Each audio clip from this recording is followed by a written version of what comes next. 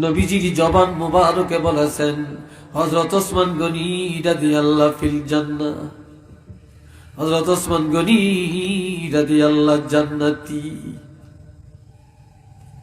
কিন্তু হযরত ওসমান গনি রাদিয়াল্লাহু জান্নাতি খবরটা পাওয়ার পরেও তিনি কবরের কাছে দিয়ে যায়। কবর দেখলে কাঁদতে কাঁদতে অস্থির হয়ে যায়, চোখের পানি পড়তে পড়তে গাল বায়া বায়া পড়ে, দাড়ি ভিজে টপ টপ করে চোখের পানিগুলো ঝরে পড়ে রে। সাহাবীরা বলেন, ইয়া আমিরাল মুমিনিন, হে ওসমান গনি রাদিয়াল্লাহু, আপনি তো জান্নাতি রাসূল বলেছেন, আপনি তো জান্নাতি রাসূল বলে গেছেন, কবর দেখলে এইভাবে কাঁদেন কেন? কোন সাহাবীকে এইভাবে কাঁদতে তো দেখি না, আপনি কাঁদেন কেন?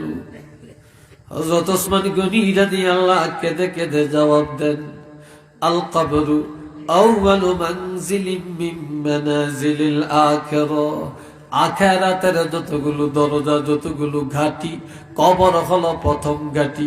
এই কবরের মধ্যে যারা নাজাত পাবে সব জায়গায় পাবে, কবরের মধ্যে যারা ধরা খেয়ে যাবে রে,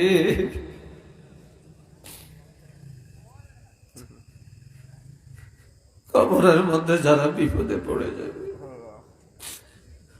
কবরের মধ্যে যারা ধরা খেয়ে যাবে, তার মুক্তির আর সুযোগ নাই, নাজাতের ব্যবস্থা নাই নাই নাই।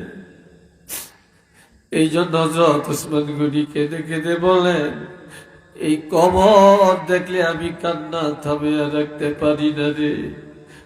আর এক হাদিসে রাসূল বলেছেন, আল কবরু রাউযাতুম মিন রিয়াদিল জান্নাহ আও হুফরাতুম মিন হুফারিন নিরান।